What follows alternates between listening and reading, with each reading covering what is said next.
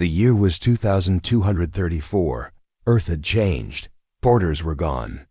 Nations were now united under one name, United Earth Federation. After decades of wars, pollution, and famine, humanity had finally found peace. But peace never lasts forever. In a control room 200 feet below ground in Geneva, the global signal station picked up something strange. A technician named Raj tapped his screen. "What is that?" He muttered. It was a sound, a pattern, not noise. Not natural. It repeated every 13 seconds. At first, they thought it was a glitch. Then, they ran it through translation software. The message became clear. It wasn't human. And it said only 4 words: surrender or be erased. Panic spread faster than any virus ever had. Leaders gathered. Scientists tried to analyze the message. Was it real? Was it a prank? But then, just 7 minutes later, the same message appeared. On every satellite, every screen, every radio frequency. This time, it came with an image. A dark, glowing symbol. Like an eye. Staring, the Dominion had spoken. General Marcus Kane stood silently in the War Command Hall. He had seen things most couldn't imagine.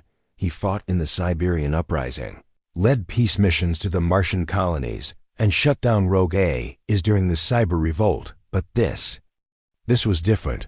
The Dominion wasn't human. It wasn't a rogue AI. It was something older. Something alien. Kane had retired 5 years ago. But when the message came, the Council called him back. "General Kane," said Chancellor Rhee, "we need your help." Kane looked at the hologram of the alien symbol floating in the room. "I hope I'm wrong," he said slowly, "but that looks like a declaration of war."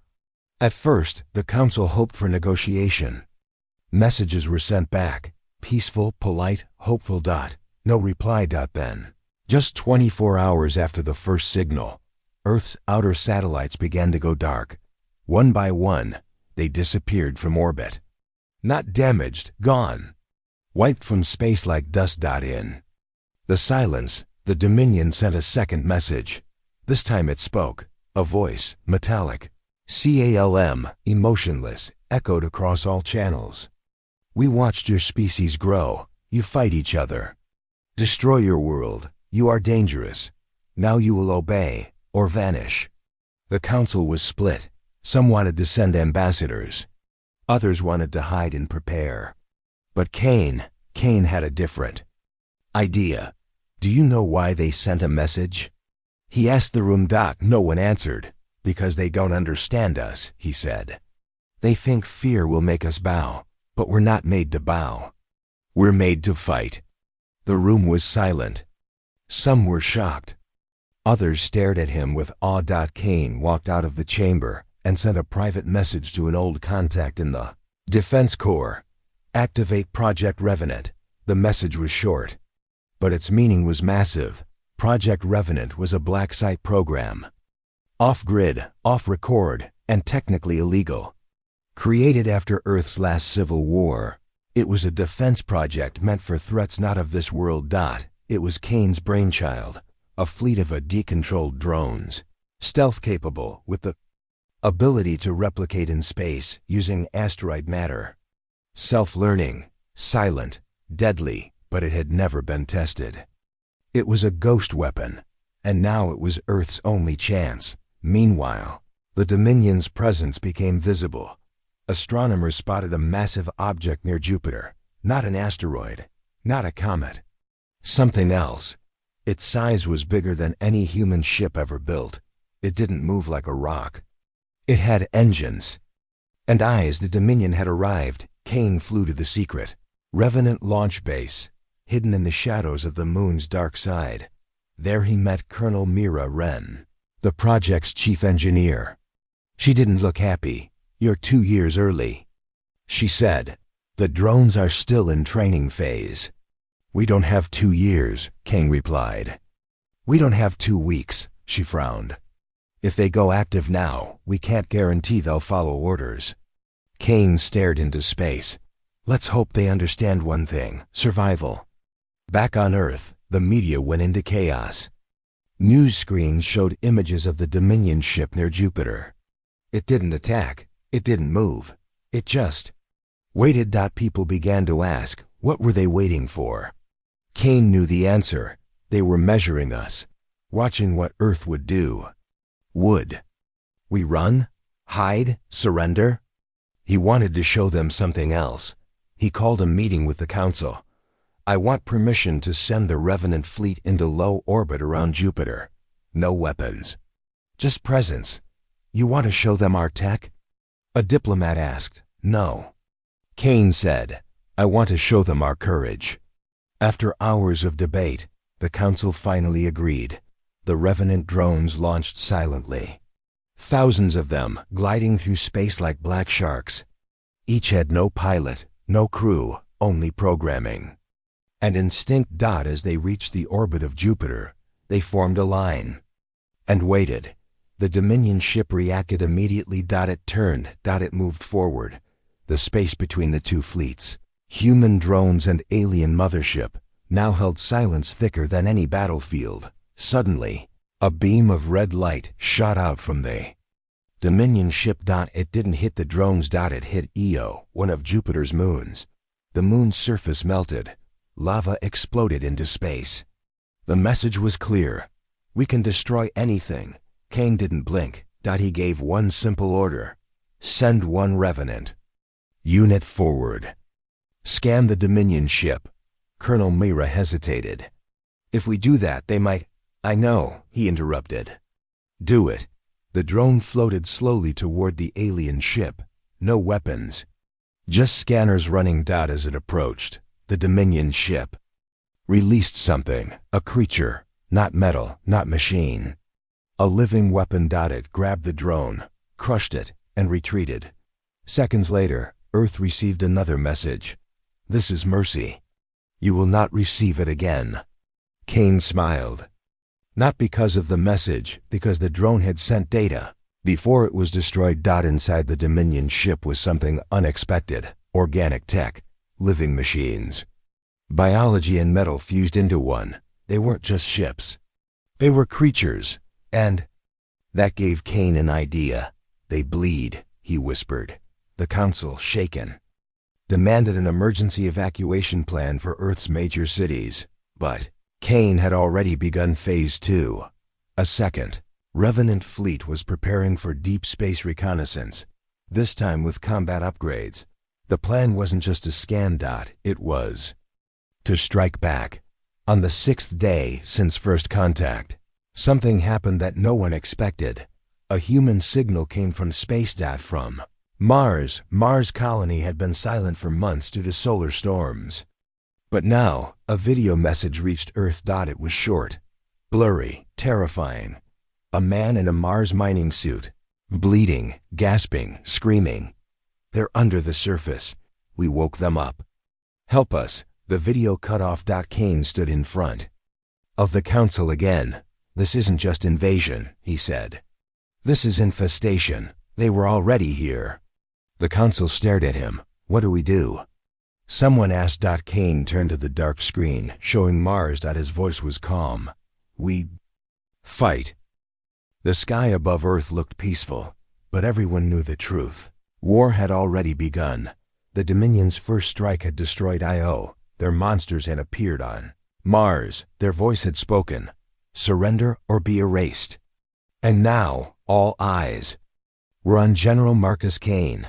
Kane stood alone inside a high-security bunker deep under the Atlantic Ocean.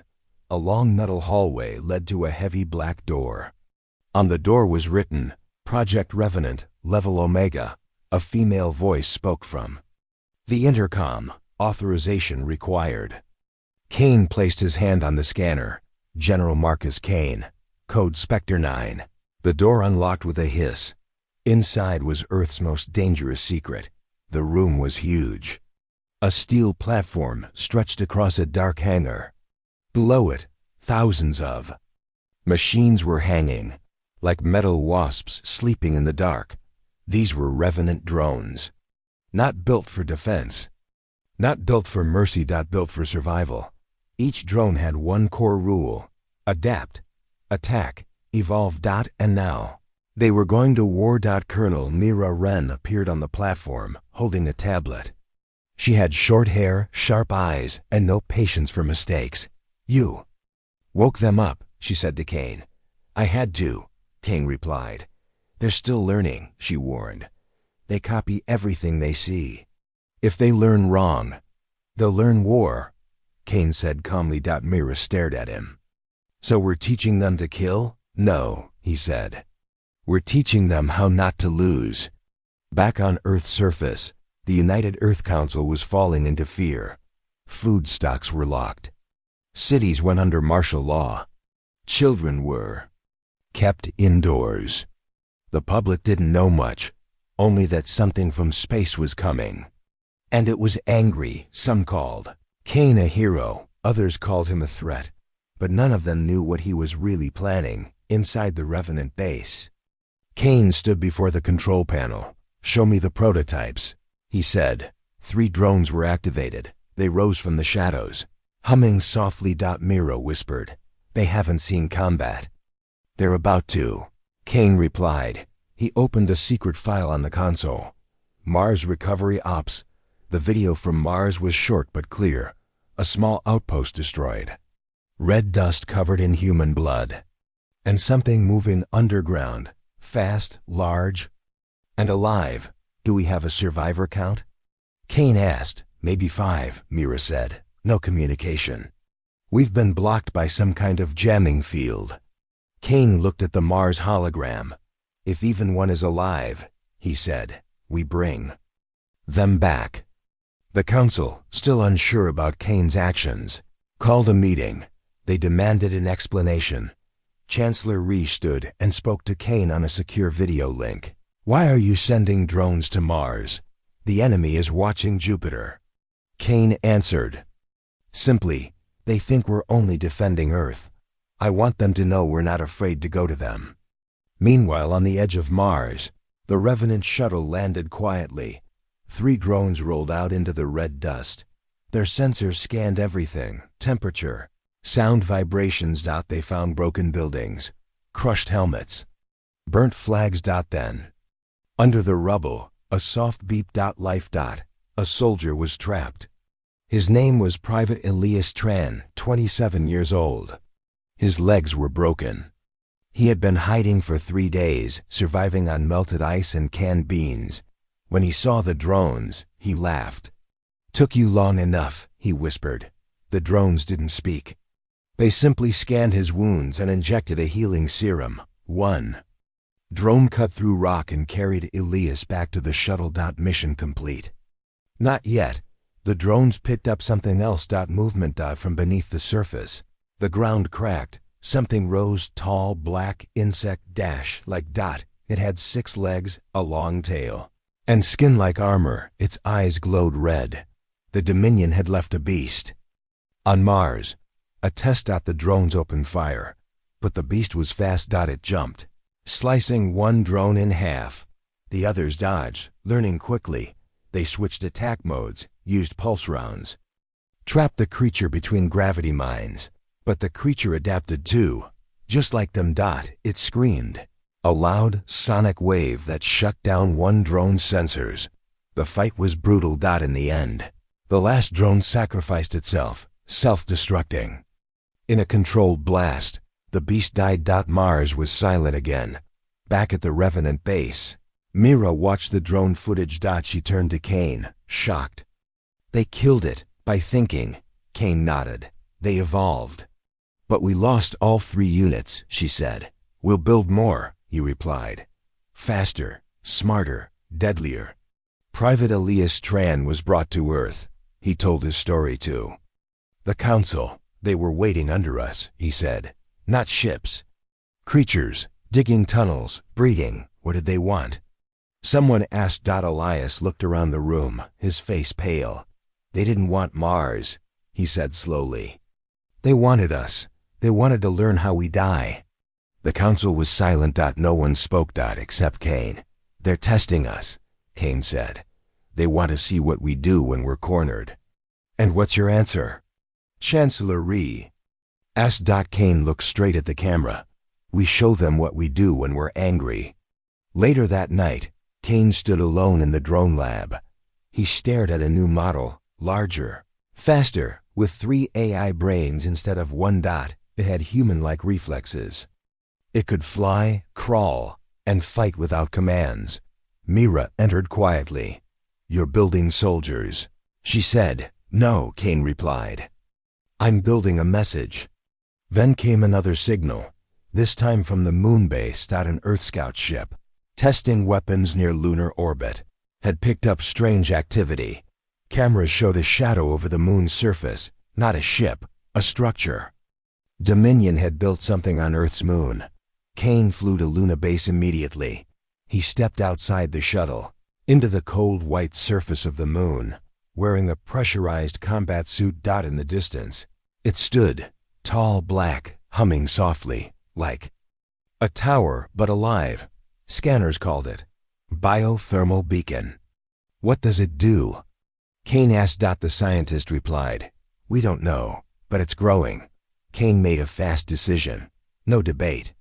No council. We take it down. A Revenant strike team was launched. 10 drones moved in. As they approached, the tower opened. And from within, something came out. A humanoid figure. Tall, glowing, not a monster. A Dominion commander. It looked human, but its skin was silver blue, and its eyes had no pupils. It didn't attack. It spoke. "You are brave, but foolish. This moon is no longer yours." Kane responded through his speaker. "We never gave it up." The creature raised one hand. The drone stopped moving. Frozen. Paralyzed. The Dominion had tech to control machines. One drone remained. Hidden, smaller, stealth-enabled. A backup prototype Kane had secretly designed. It moved behind the tower and detonated. The explosion destroyed the beacon, and the commander vanished. Victory? Maybe, but Kane looked at the data. The Dominion could control machines. Back on Earth, Kane gave Mira one new order. Update Revenant code. No remote access. No signals. Only internal logic. Mira hesitated. "You mean give them full control?" "Yes," Kane said. "No one controls them, not even us." She looked at him. "You're building a new kind of army." Kane looked out the window at the stars. "No," he said softly. "I'm building something they can't predict." That night, Earth received a third message from the Dominion. This time, it was not a threat. It was a question. "Why do you resist?" Kane replied from the war room. "Because we remember history, and we fight not to win, but to protect what we love." And for the first time, the Dominion was silent. The sky above Mars was red and silent.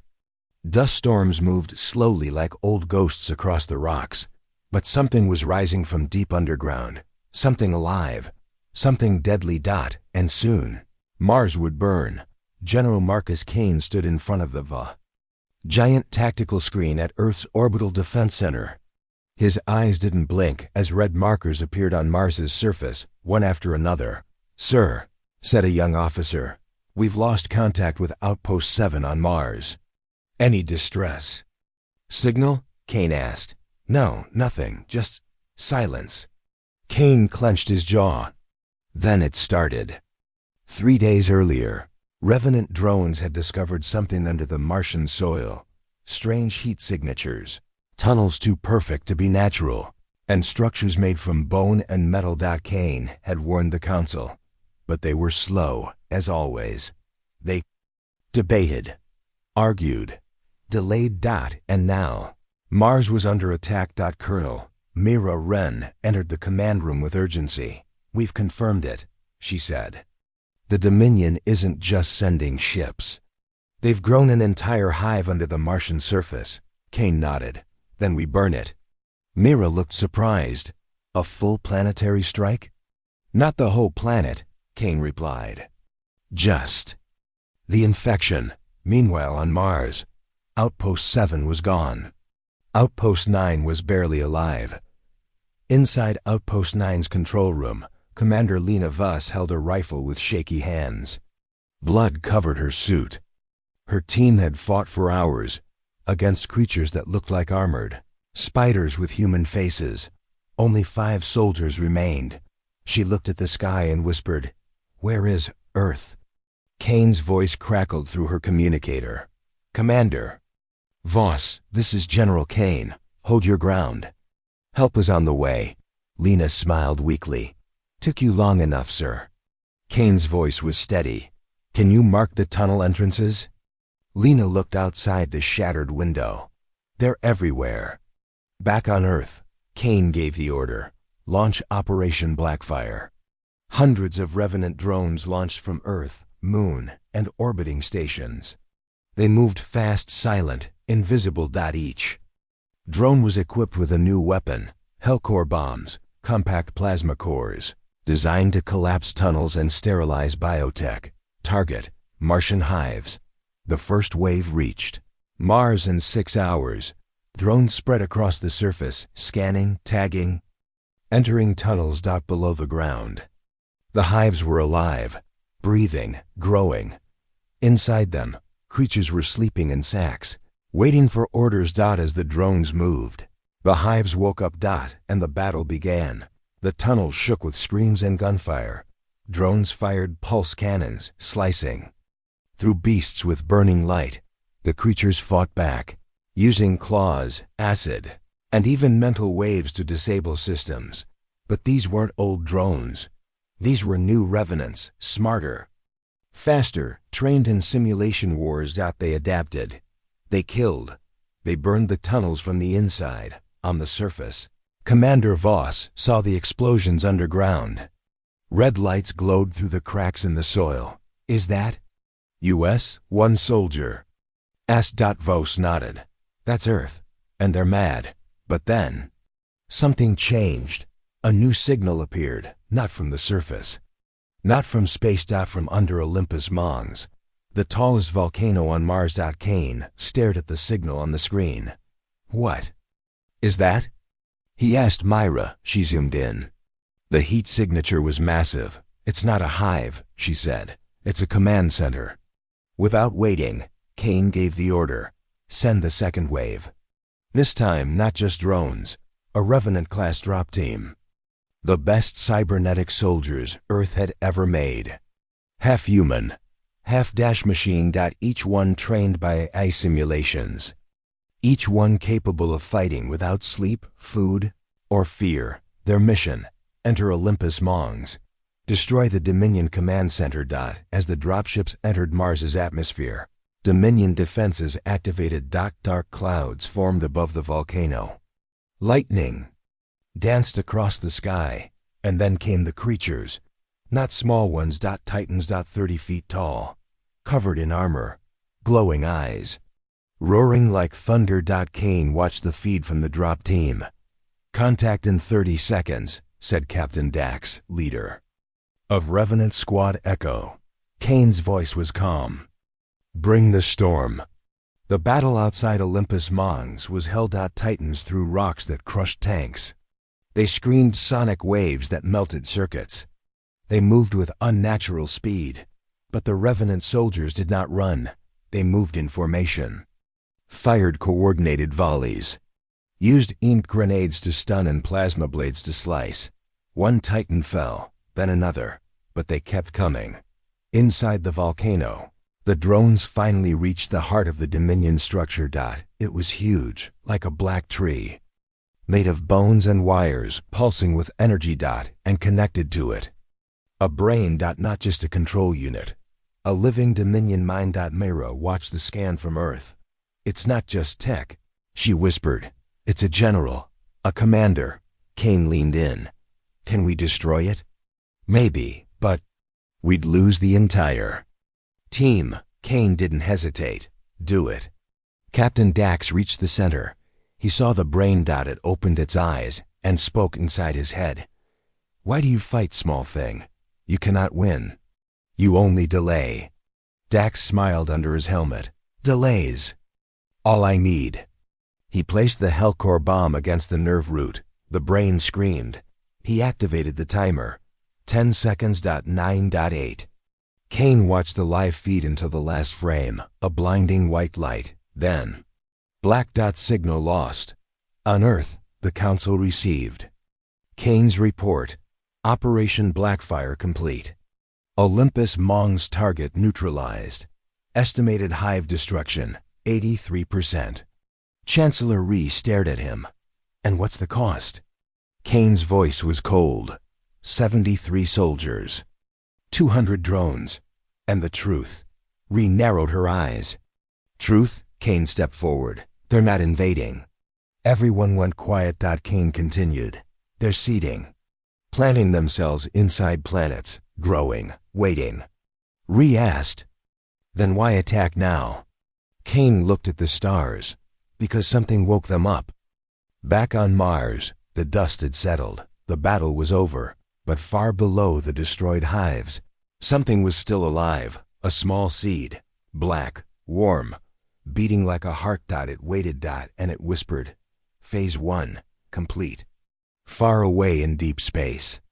The Dominion flagship hovered near Neptune. Inside it, 7 tall figures stood in a circle. One of them, taller than the rest, opened its mouth. Earth resisted. Another nodded. Then Earth must be shown what true fear is. A third added, greater than send the message. Back on Earth, General Kane stood on the edge of the command balcony. The sky was clear. The stars looked peaceful. Then, every satellite around Earth blinked. Every screen, every phone, every light. One message appeared. Phase 2 begins now. Kane didn't blink. He turned to Mira and said 3 words. Ready the revenants. The sky above Earth was clear. No ships. No sound, just peace. But every screen around the world blinked with a single message. Phase 2 begins now. General Marcus Kane stood in the Orbital Defense Command Center. His eyes were cold. Behind him, massive digital screens showed satellite feeds, incoming reports, and red alerts flashing across Earth's surface. Colonel Mira ran in. Sir, it's not just one signal, it's everywhere. Kane turned. How many? 17 locations, all continents, all at once. Kane whispered, they're not attacking from space anymore. They're already here. In the streets of New York City, people froze. Phones shut off. Traffic stopped. TVs showed the same image, a tall, black symbol spinning slowly. Then across Times Square, a voice echoed, you had your warning. Now we show you mercy one last time. Surrender. But Earth had no plans to surrender. Within minutes, the first tremors began. Small at first. Then stronger. Buildings shook in Japan. Ground cracked in Kenya. Water trembled in the Amazon. Kane's voice filled the command center. What's happening? A tech officer shouted, Sir, we're detecting underground detonation points. Not natural, controlled. Mira's face went pale. They've planted weapons under our feet. In a quiet town in Chile, a mountain exploded. From inside, something massive crawled out. It was not a ship. It was a living engine. A biomechanical crawler with long legs, glowing eyes, and a mouth like a furnace. It screamed once and began to walk. 10 others followed, rising from underground vaults. Phase 2 had begun. Revenant drones were launched instantly. Cities activated, automated. Defenses. Kane gave the order. No waiting. No warnings, we strike first. The Revenants, now upgraded with anti-bio armor and neural shielding, flew into the sky. Their mission: protect human cities at all costs. In Berlin, the crawler reached the city edge. Tanks fired at it. Jet fighters dropped bombs. Nothing worked. Its body healed. Its armor grew stronger. But then, 3 Revenant drones arrived. They didn't fire at the body. They targeted the legs. Using precision lasers and MP spikes, they cut 2 legs off. The crawler screamed and crashed. Then one drone self-detonated inside its core. It worked. Berlin was saved. For now. In the Pacific Ocean, a new threat appeared. The sea boiled. Something dark moved under the waves. A naval fleet was nearby. Captain. Ramirez, aboard the U.S. Valor, watched the sonar. "What is that?" an officer asked. Ramirez stared at the screen. "That's not a ship. That's a monster." From the ocean, a leviathan rose, 200 meters long, a long tail. Wings. Like a stingray. It roared. A sound that split the sky. Missiles fired. Nothing stopped it. Then, from the clouds, 6 revenants arrived. They weren't alone. Project Echofire, an experimental mech suit program, was activated. Piloted by humans. Guided by AI. Powered by fusion. Earth's answer to monsters. Pilot. Zara Cade, Echofire Unit 01. Engaged the Leviathan above the ocean. Her voice was calm. Target locked. She flew straight into its mouth and fired a plasma core inside. The explosion sent waves 40 feet high. The Leviathan died. But Echofire, one didn't return. Kane received the report silently. "Honor her," he said. "And build more." Meanwhile, deep in the Dominion mothership orbiting Neptune, the alien commanders spoke. Earth resists. Their machines evolve. Their minds adapt. We underestimated them. Send the Herald. The Herald was not a beast. Not a crawler. Not a monster. It was a humanoid, tall, silent, with armor like obsidian and eyes like stars.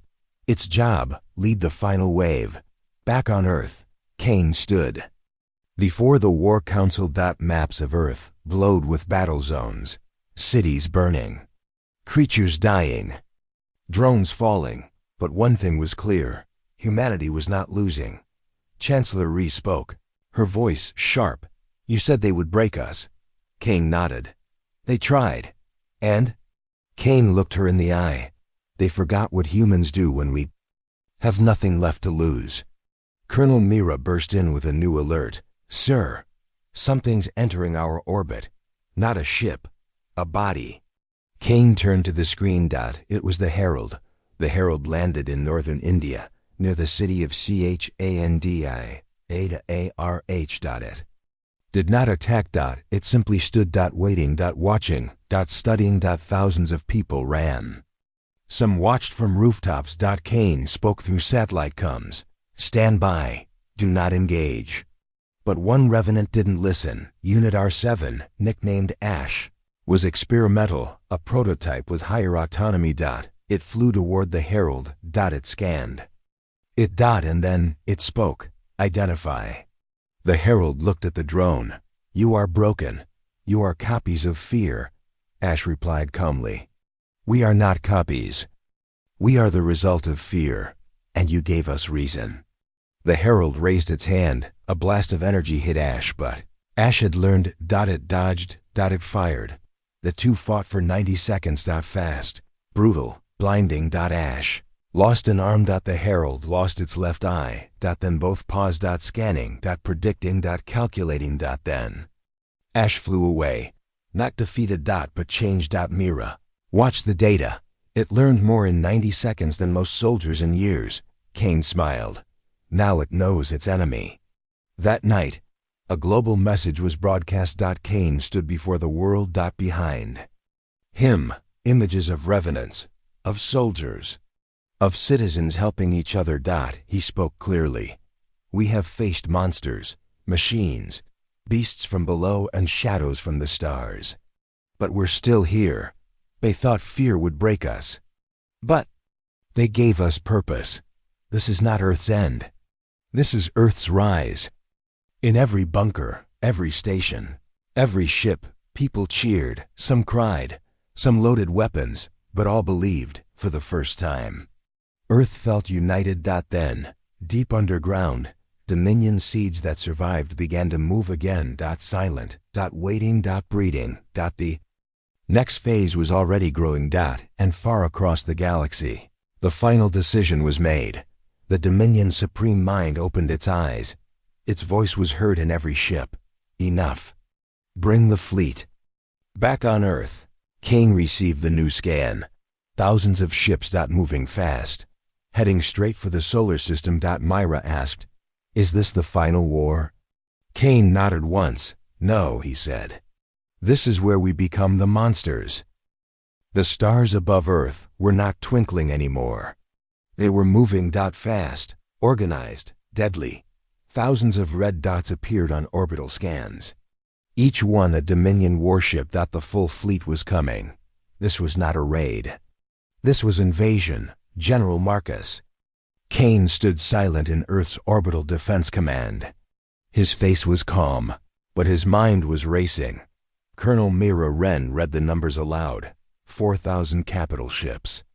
12,000 drop carriers. Unknown number of living weapons. Time to arrival, 32 hours.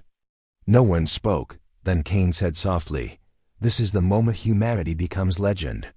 All around Earth, bunkers were activated. Orbital defense platforms charged. Their energy cores. Thousands of revenants were uploaded with new combat data, taken from the Herald. Fight. Factories ran without rest. Drones were born every minute. Pilots were injected with last-minute training. Children were moved into deep shelters. The whole planet prepared. For the sky to fall. United Earth Forces Command had only one plan: survive the first wave. If they failed, Earth would burn. In Antarctica, where the cold winds howled, the Revenant Forge stood tall, a giant underground complex that built the most advanced drones. Inside it, a new AI was waking up. Her name was Lyra, designed in secret by Kane and Mira. Her mission: lead Earth's orbital network in battle. Control drones, predict attacks, adapt faster than any enemy. Kane spoke into her core room. "Lyra, do you understand your purpose?" Her voice was soft, human-like. "Yes, General. I am Earth's mind in the sky." Meanwhile, on Mars, Commander Lena Voss had survived the Hive War. Now, she led the Red Shield defense line, Earth's first orbital wall near Mars. "We will hold the first fire here," she said, strapping on her gear. Behind her, 3,000 soldiers nodded. Some were human, some cybernetic. Already, then the Dominion fleet arrived. Like a black wave, it swallowed the stars, ships the size of cities. Living creatures strapped to metal hulls, spikes, claws, and energy pulses glowing like suns. Phase 3 had begun. From Earth, Kane watched the live feed. Mira stood beside him. "We have to hold them at Mars." Kane nodded. "We hold them, or we die trying." In space, Lena Voss took the first shot. Fire, missiles, laser beams, EMP blasts. Everything flew toward the Dominion line. The enemy responded. Dark energy, plasma waves, acid storms. Explosions lit up Mars's orbit like fireworks. Ships turned to ash. Bodies floated in silence, but the red shield held. For now, Earth's orbit shook with activity. Massive. Revenant carriers launched swarms of drones. Echofire units flew in formation. Massive mech suits, piloted by elite humans. And at the heart of the sky, Lyra spoke. Enemy patterns detected. Adjusting drone vectors. Activating flanking strike. Sending new code to Echofire. She was working faster than human minds could track. She was Earth's shield. But the Dominion was ready too. They unleashed a new horror. Skybursts, living bombs wrapped in armor, designed to explode in Earth's upper atmosphere. Their goal: destroy oxygen layers, darken the sun, poison the planet. Kane saw them on screen. If they detonate, it's over. Mira shouted, "We need intercepts now." Ash, the rogue revenant from earlier, activated without orders. Now upgraded. Now independent. He flew into space, followed by 7 elite drones. Their mission: stop the skybursts. They flew fast, weaving through enemy fire. Ash reached the first skyburst and slammed into it. Explosion. But skyburst didn't go off. It was disabled. Not destroyed. Ash had learned how to kill without ignition. He sent data back instantly. Lyra updated every drone in under 0.3 seconds. Within 15 minutes, All 39 skybursts were neutralized. Humanity had survived the first deadly trick, but there was no time to rest. At the Herald arrived in orbit. He floated among burning ships. Untouched. He raised his hand, and 3 human destroyers simply vanished. No fire, no noise, just gone. Kane stared at the screen. What did he do? Mira whispered, "That's not technology. That's something else." The Herald moved toward Earth slowly. Then he stopped and sent a message. "You survive. You adapt. But now I show you despair." He raised both arms. From behind Dominion lines, a gate opened. Not a ship. Not a wormhole. A rift in space and time. From it came the Devourer. A creature, the size of a moon, a mix of machine and beast. With a mouth like a black hole. It didn't fly. It swam through the vacuum, like a whale made of death. OYR's voice broke for the first time. Analyzing. Unknown. Unknown. Even AI couldn't understand it. Kane gave the order. Target the Devourer. Everything we have, every ship, every drone, every platform fired. But the beams bent around it. Missiles melted before contact. It was protected by something no weapon could touch, Mira said. If it reaches Earth, we're finished. Kane turned to her. Then we make sure it never does. At that moment, a secret program was activated. Project RAGNAROK. Buried inside Earth's moon for 20 years. It was not a ship, not a bomb. It was a spear, a planet killer, made of neutronium. Engine powered by solar core. It could only fire once. Kane authorized it. The moon opened. The spear launched. The sky turned gold. It flew straight into the DEVOURER. Got contact. The impact broke sound. Light and space. The Devourer screamed. A sound that shook every soul on Earth. And then it died, but so did the moon.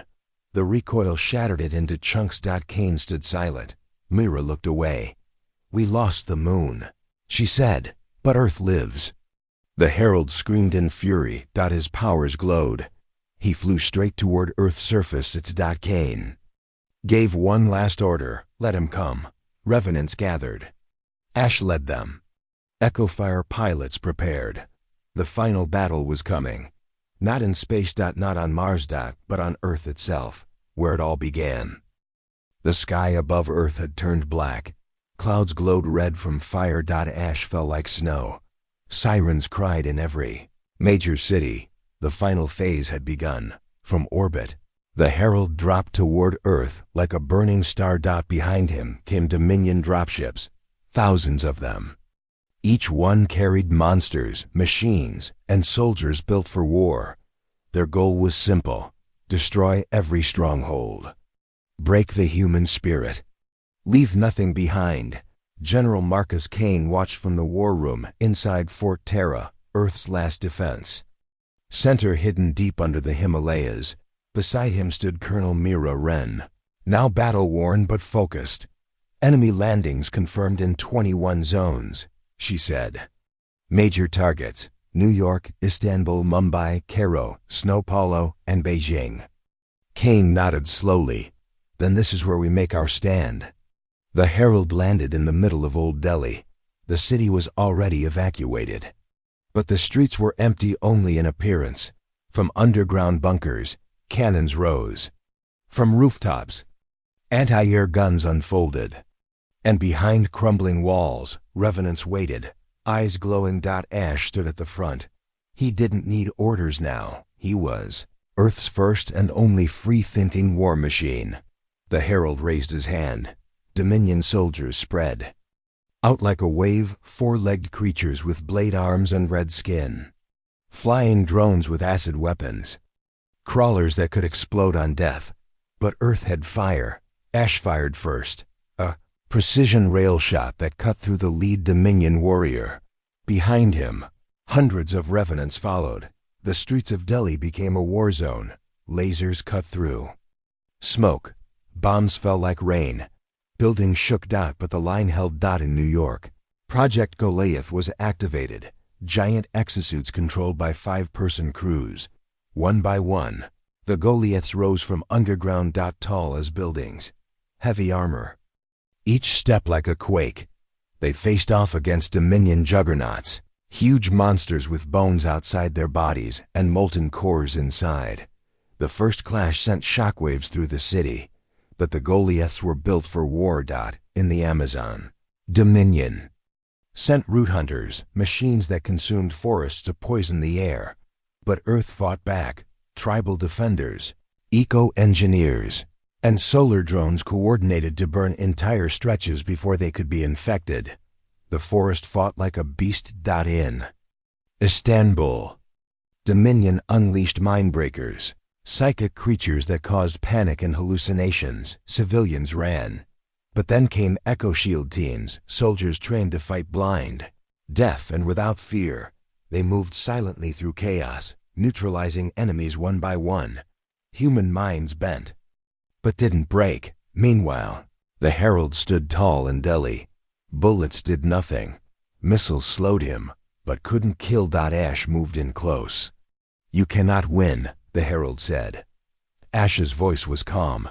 "I don't need to win. I only need to buy time." In Fort Terra, Mira shouted. "Ash is engaging the Herald directly." Kane watched the screens. "Prepare Echofire pilots. It's time." 6 Echofire units launched from their hidden mountain base. Each one was piloted by humanity's finest. Zara Cade's sister, Rena Cade, led the formation. "Target Herald," she said. "Let's show them what humans become when cornered." They flew fast. Flames followed. The battle in Delhi turned into a storm. Ash flew above rooftops. Dodging energy blasts, he fired EMP spikes, trying to overload the Herald's armor. The Herald moved like a ghost, vanishing and reappearing with deadly strikes. Ash lost one leg. Still, he stood. Then the Echofire units arrived. Together, they attacked from all directions. The Herald was fast, but not faster than 6 mech pilots. Working like one, they cut into his armor. They burned his cloak. They made him bleed for the first time. The Herald screamed, a sound that cracked the sky. He raised his hand and froze one Echofire in mid-air. It shattered like glass. Pilot gone. Rena shouted, "Keep going. We have to finish it." Ash made the final move. He flew under the Herald, attached a neutron core bomb, and smiled. "This is for Earth." Boom. The explosion lit up the city. Dust flew for miles. Mira watched from the feed, tears in her eyes. Is he gone? The smoke cleared. The Herald lay broken. His armor cracked. His glow fading. Earth had won the battle in Delhi, but the war was far from over. In space, Lyra sent a desperate message. A second wave is forming. Larger, heavier. They're not stopping. Kane knew this would happen. He pressed a button. A signal went out. Beneath Earth's surface, a hidden army woke up. The Titan Protocol. Hundreds of machines, old prototypes, failed drones, exosoldiers, and sentient tanks. Unstable, dangerous. But needed. Kane whispered, "Unleash the Titans." All over the world, forgotten machines roared back to life. In frozen vaults, in dead cities, in deserts. They were monsters too, but Earth's monsters, and they were angry. In Beijing, a Dominion queen dropped into the city. She brought an army of nest beasts, creatures that spawned smaller ones every second. People screamed. But then, 5 Titan units walked into the smoke. One spoke in a broken voice. "Target confirmed. Extermination begins." The queen didn't last long. The Titans tore through her with fury. Back at Fort Terra, Kane stood before the last war board. Green lights, red zones, battles everywhere. But something had changed for the first time. The red was shrinking. Mira smiled, blood on her face. "They're losing." Kane nodded, "Because we stopped being afraid." But far above Earth, something massive moved behind the shadows. The Dominion's supreme mind. The true enemy. Watching. Waiting. Planning. And now, ready to arrive. Earth had won the ground, but the final threat was still in the sky, coming next. Smoke still rose from Earth cities. The Herald was dead. Dominion ground forces were in retreat. People around the world began to hope, for the first time in decades. They believed this war could end, but hope can be dangerous when the enemy is still watching, and the true enemy was watching very closely. Deep in the cold space above Earth, behind wrecked Dominion ships and destroyed satellites, something began to move. It was not a ship. It was the mind, the Dominion, supreme intelligence, a living AI older than Earth itself. It had no face, no body, only thought. And thought was deadly. General Marcus Kane stood in silence as Earth's satellites picked up strange signals. Colonel Mira Wren read the analysis. It's not communication, it's pressure, mind pressure. Like it's trying to speak directly to our brains, Kane frowned. Is it talking to us? Mira looked at him. No, it's trying to take control. In orbit, Lyra, Earth's AI, suddenly froze. Code began rewriting itself. Her systems screamed. Warning, mental invasion detected. Intrusion, unknown. Unfamiliar logic. She fought back, but this was no virus. It was a mind versus a mind. Dominion's true weapon wasn't just machines. It was the mind it consumes, a being made of ideas and neural patterns, designed to infect other intelligent life and take control. It had conquered 12 galaxies. Now, it wanted Earth's free will, but it had never faced humans like these. Not after Kane, not after Lyra, not after Ash. Inside Fort Terra, Kane made a decision. We go to it, he said. Mira looked shocked. Go where? To the source. We take the war to the mind, inside. How do you fight a thought? With a stronger thought, Earth activated its final secret weapon, Project Gateway, a mind-link interface built for digital warfare. Kane volunteered himself. So did Myra. And unexpectedly, so did Lyra. They were uploaded, not their bodies, but their minds. Their consciousness entered a simulated war field, a mind world built by the Dominion Supreme, a dark, infinite city of logic, memory, and fear. Kane landed first. It felt real. The ground, the sky, the pain. But it wasn't. It was mental reality, shaped by the Dominion's will, and waiting in that world was the mind's avatar. It had no eyes, but it saw everything. It had no mouth, but it spoke directly into Kane's soul. You are not ready. Kane stood tall.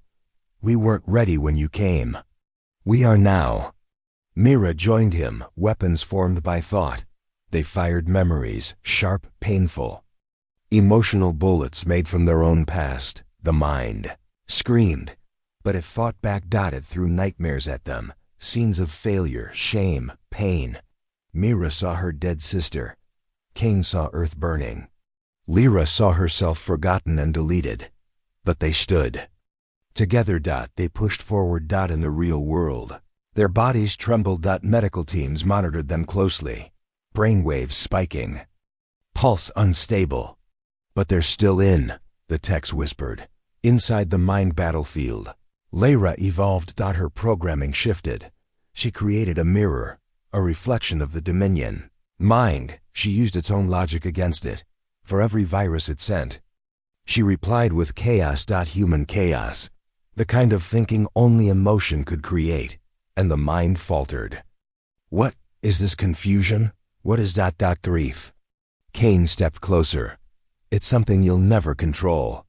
They reached the mind's core, a glowing storm of thoughts. Mira raised her weapon. Lyra transformed into pure light.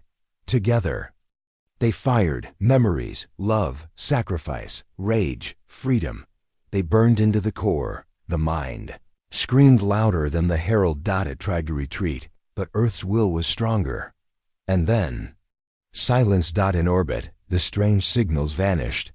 Lyra returned to normal. In Fort Terra, Kane opened his eyes. Mira followed, and then she smiled. We won.